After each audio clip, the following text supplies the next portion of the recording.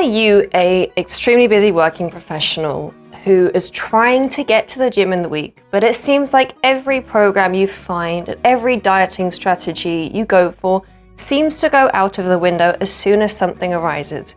Something happens with the kids, work gets extremely busy, and it's so much harder to add more to that demanding schedule. Then this video is made for you, and I will be providing you with a bulletproof solution to finding a program that's actually going to give you results and is something that can be achievable.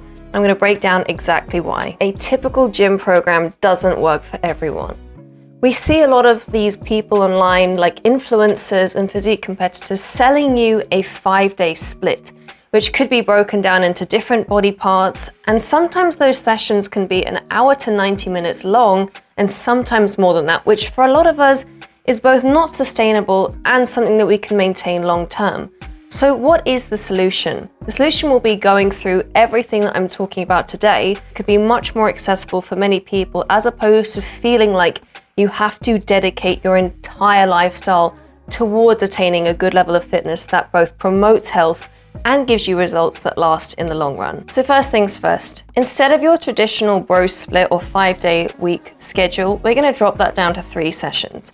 We know that full body is a more efficient way of training for the majority of people because it allows you to train multiple muscle groups in a session, so we have a higher amount of fatigue that builds up systemically, and because of the additional frequency of training more than once per week, we see that there is a substantial difference in the amount of gains in muscle mass we get. In addition to this, we know that muscle protein synthesis is elevated after resistance training up to 48 hours post-exercise.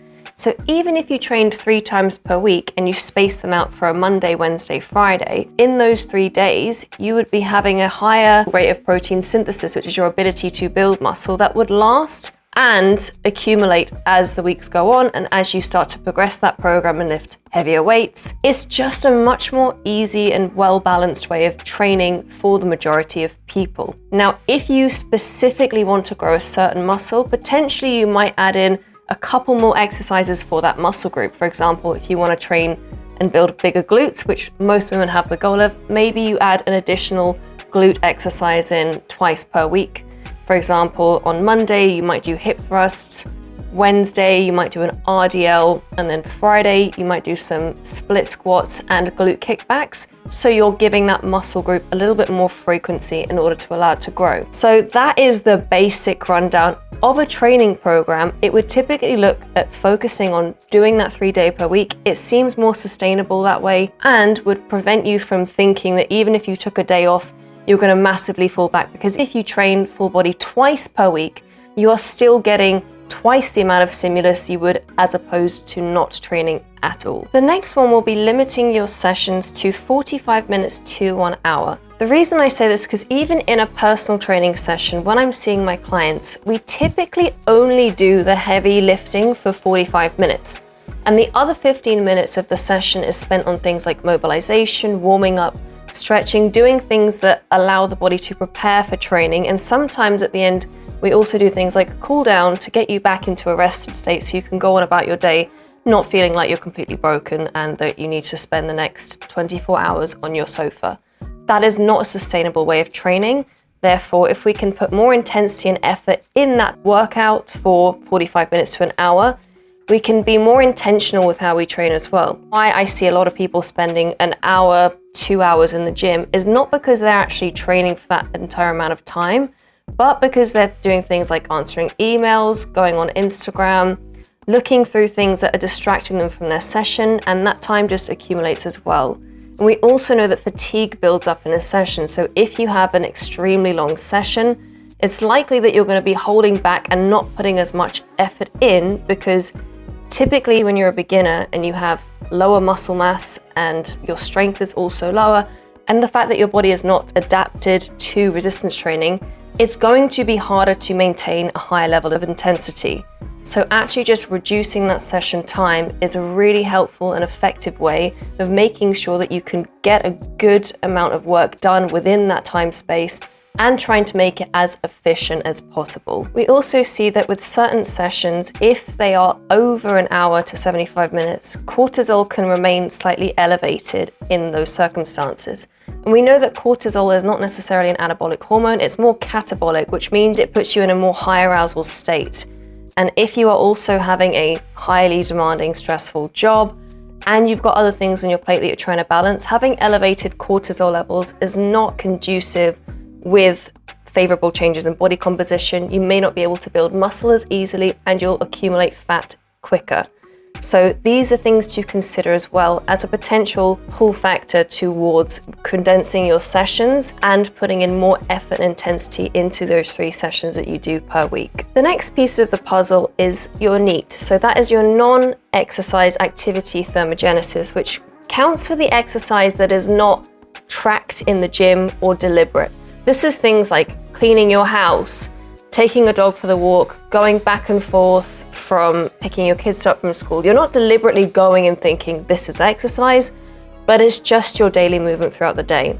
It can be quite difficult to track these things unless you wear something like a wearable like an Apple Watch, because that tells you how many steps you're doing and gives you an indication as to how much you're standing up and moving around in the day. So a typical target I would set for someone who is busier and has a lot going on is 8,000 steps per day, and gradually working that up to 10,000. We know that a higher step count and higher NEAT levels are associated with leaner populations, because more obese and sedentary people tend to typically move less because they just don't move around as much and they are in a more sedentary state. So if you can get more movement in, whether that is going to a further bus stop in the morning, adding in a 30-minute walk before work, before you have your lunch, and after dinner, 90 minutes of walking is approximately 10,000 steps, and that seems achievable to most people if you break it down. So if you are in that category of, at the moment, you're glued to your desk, trying to get around, moving in the office, whether that's taking your lunch break outside and just doing things that gradually increase your overall energy levels and activity, is a good thing to focus on outside of your gym session, because if you train and then just sit down for the rest of the day, you're not going to particularly see a huge difference in results because of the fact that you don't necessarily burn huge amounts of calories. It's to do with your overall energy expenditure during the day, which has a much larger piece of the puzzle. Next one is looking at nutrition. We see this as a foundational part of the lifestyle that you want to truly lead, because it's like trying to build a house without laying the foundations first. Yeah, you may have a house at the end of it, but it may not look exactly as you anticipated. So that's how you need to look at nutrition as being a key part of that process. So the first thing to focus on is, if you are resistance training, setting a protein goal that is approximately 1.6 grams per kilo of body weight. From research, this is seen as the optimal level to promote maximal rates of muscle protein synthesis and recovery from training. So for someone like me who's a 60 kilo female, that's approximately 95 to 100 grams per day that I'm going to be aiming for in order to support my training goals and to make sure that I have a good amount of protein coming in to support recovery as well. The second one would be looking at your carbohydrate intakes. We know that your brain uses approximately 130 grams of glucose per day. And that is if you're not really using your brain much and just getting through the day. So it's likely that if you are someone who has a very busy job, that your brain is constantly going, and you're probably going to be burning more calories because your brain is a highly energy consuming organ. So in that sense, making sure that you have enough carbohydrates coming in to support brain health and your recovery from workouts as well, because glycogen is the predominant fuel source that both our brain and muscles use via glucose in order to function, and that is essentially what we need to perform well as well. So if you are also trying to lose weight at the same time and you're trying to limit your carb intakes, make sure that they're dotted around on either side of your training predominantly. So pre and post workout would be a good place to go for. But if you're fasting in the morning before you train, have carbs post-workout is an important thing you need to factor in. The second will be having enough fats to support hormone levels. So that's approximately up to a gram per kilo of body weight. So for someone like me, that would be around 60 grams of fat per day. That's a plus or minus depending on your health conditions. If you have things like type 1 diabetes, potentially having too high carbohydrates may not be optimal for you, so going for a higher fat content might be more advisable. And in addition to that, if you've got enough fats coming in, carbohydrates as the main source of energy, then we also need to think about getting enough fiber in as well, which is predominantly through fruits, vegetables, certain things like whole grains and high fiber foods like that. We want to aim for around 25 to 30 grams of fiber per day. So if you think about that as having a handful of fruit or veg with your breakfast, handful at lunch, handful at dinner, that's a good place to aim for, or half of your plate veggies. And in the morning, maybe you have some porridge or oats, you add some fruit to that and some Greek yogurt, and you've got a full meal there, which has got plenty of fiber and nutrients within it. And last but not least, hydration is also incredibly important. Our brains, our bodies, everything in us is basically made out of water. We're approximately 65% water, and that is pretty significant. So if we are dehydrated, that massively impacts both brain function and your physiological performance as well, because we even know 1 to 3% loss of body weight in fluids already has an impact on your ability to function well. And if you are someone who profusely sweats in the gym, or you get really hot and sweaty throughout the day and you're not rehydrating properly, it's likely that you're going to be getting things like headaches and feeling a little bit disoriented and groggy, and no one wants that. So making sure that we have 30 to 60 mils of water per kilo of body weight per day is a good place to start. For me, that's approximately 1.8 liters to 3.6 liters per day. I have around 2.5 to 3 liters on average, and sometimes it's more if I've had a very intense session where I'm sweating loads. So making sure that you stay hydrated. On top of that, you should get into a position where the routine feels more stable, and that's something that you can maintain. So if we put that all together, 3 days per week of full body, making sure that you get out the house and hitting around 8,000 to 10,000 steps per day to increase your NEAT.